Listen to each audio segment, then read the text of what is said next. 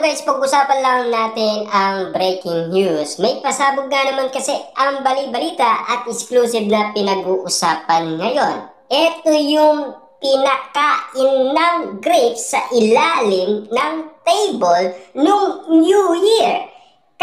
Ano na, grabe nga naman kasi ang expectation natin kay Catherine Bernardo. Ang inala natin noon ay si Alden Richard or kaya si Daniel Padilla.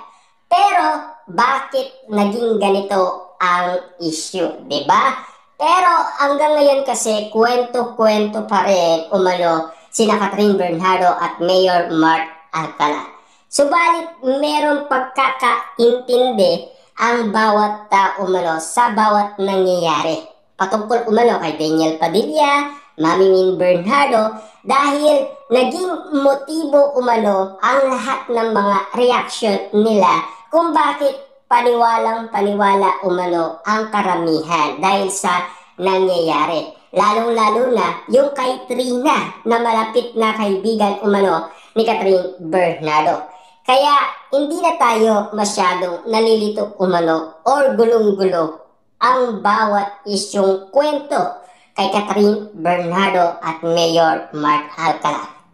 Lalong-lalo na ang pinagdaanan noon na kwento kina Catherine Bernardo at Alden Richard at kung bakit nga naman kasi ang kwento sa kanila ay biglang naglaho at lalong-lalo na parang nagkatampuhan daw or umiiwas na sila sa isa't isa. Marami na kasing nangyari na kwento-kwento umano sa kanila. Kung bakit nga naman kasi nagdi-deny pa sila sa isa't isa, sina Alden Richard at Catherine Bernardo. Kung bakit nga naman kasi nanahimik na lang sila. Pero ang usapin ngayon na matunog na balitang kumakalat ngayon at trending na trending at viral na viral sina Mayor Mark Alcala at Catherine Bernardo na talagang patindi ng patindi ang issue at intriga na talagang hindi mamatay-matay ang issue na talagang updated lahat ng mga tao sa nangyayari kay Catherine Bernardo.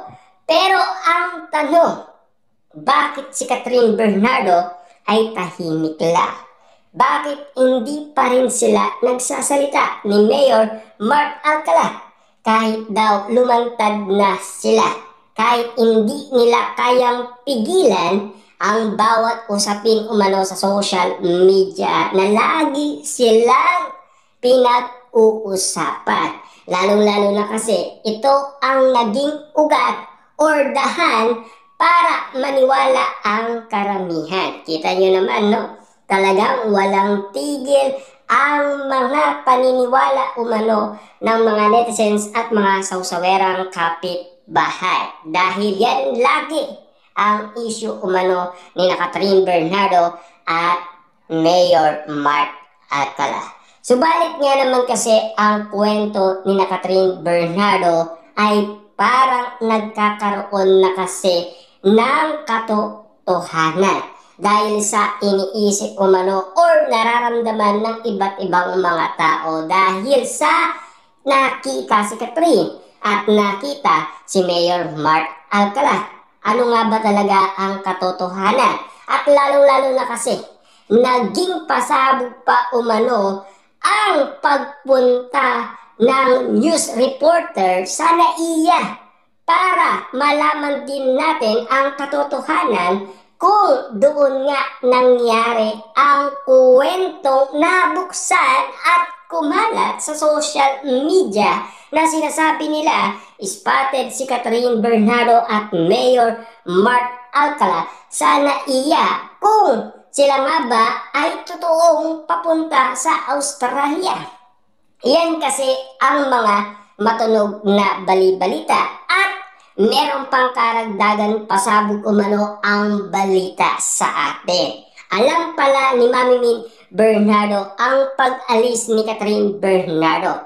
Kahit awatin man o pigilan man, wala nang makakapagpigil pa kay Catherine Bernardo. kahit na mga fans, mga netizens at mga sawsawerang kapitbahay, hindi niya tayo iintindihin ni Catherine Bernardo. Ang desisyon niya pa rin ang paniniwalaan niya. Siyempre, meron siyang free will at lalong-lalo na nasa tamang edad na yan. Kung sakasakali man magkamali siya, siguro maiintindihan ni Catherine Bernardo ang iba't ibang mga tao, lalong-lalo na ang kanyang mga magulang. Siyempre, sa galit nga naman kasi ni Mami Min Bernardo kay Catherine Bernardo, nang dahil nga naman kasi nagkaroon nga naman siya ng pagmamahal sa isang politiko. Dahil naniniwala nga naman siya na posibleng magbago ang isang tao. Baka sakali si Catherine Bernardo ang susi para magbago ang isang Mayor Mark Alcala. Hindi naman ganun kasi ang pananaw ng iba't ibang mga tao. Ang pananaw kasi nila, red flag daw ang isang Mayor Mark Alcala. Papaano nga naman kasi pinag-uusapan si Daniel Padilla na naging red flag din. At usap-usapan, umalis lang siya kay DJ, bumalik din siya sa isang red flag. Kaya nga naman kasi disappointed daw ang isang Mami Min Bernardo sa issue ni Catherine Bernardo at Mayor Mark Alcala. Kaya nga naman kasi naging matindi ang usap-usapan na baka totoo nga ang chika or chismis sa kanila. Kaya nga naman kasi lagi silang pinag-uusapan. Lalong-lalo na kasi kailan lang napag-usapan sila sa BGC. Spotted sila madaling araw at 2 beses pa. At lalong-lalo na meron na daw nakakita sa kanila, di ba? Kaso nga lang kasi meron daw bodyguard talaga si Catherine Bernardo. Kaya nga naman kasi hindi kayang lapitan ni numan. Kaya nga naman kasi nagugulat at nagtataka ang karamihan sa bawat issue at intriga ngayon na kumakalat sa social media patungkol kay Catherine Bernardo at Mayor Mark Alcala. Na sana intindihin muna ang sitwasyon kung sakaling magmamahalan sila.